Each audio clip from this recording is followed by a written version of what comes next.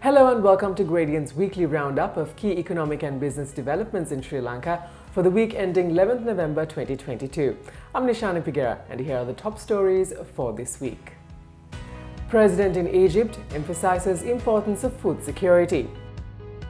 New income tax laws delayed to December.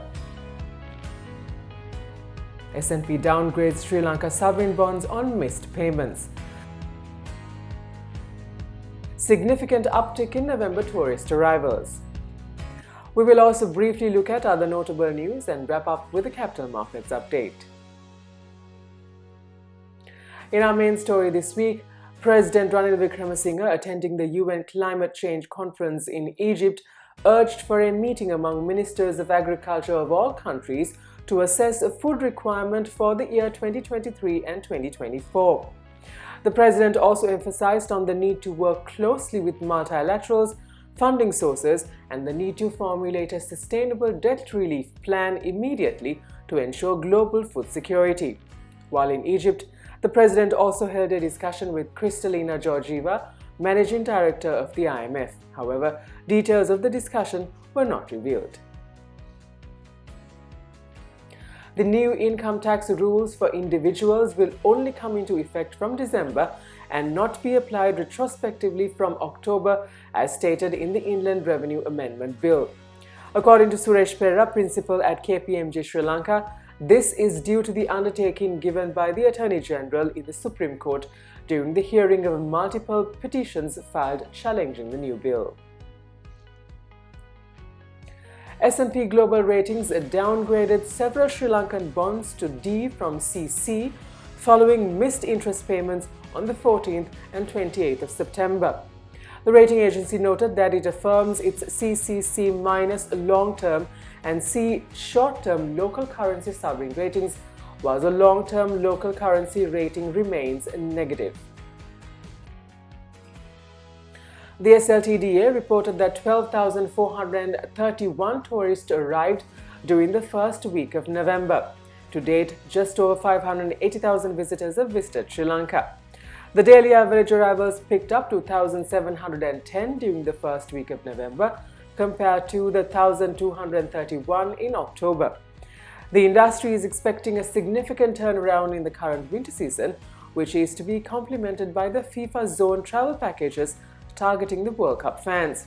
According to the central bank, earnings from tourism from January to October amounted to $1 billion, 546% higher from a year earlier. In other news, on Wednesday, construction work to develop the West Container Terminal at the Colombo port commenced. The $700 million project is under a build-operate-transfer agreement conducted by India's Adani Group, its local partner John Hughes Holdings, and the Sri Lanka Ports Authority.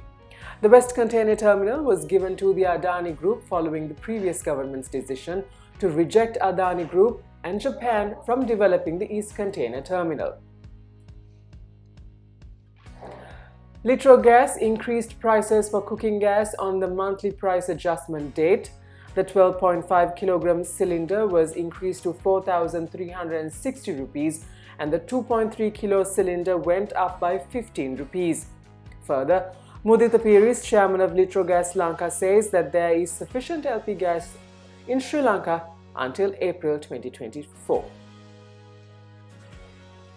And now let's take a look at the weekly movement of the All Share Price Index and the S&P SL20 Index at the Colombo Stock Exchange.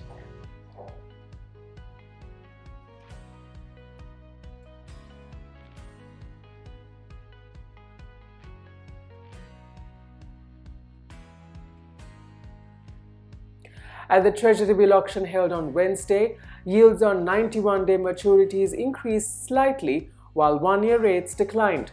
Of the 179 billion rupees worth of bids, 89 billion rupees were accepted. And here's how the rupee performed against the dollar this week.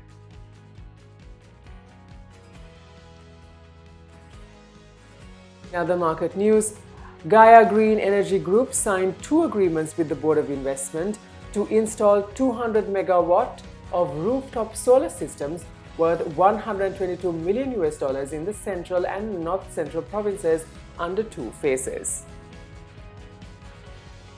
And that's a wrap for this week.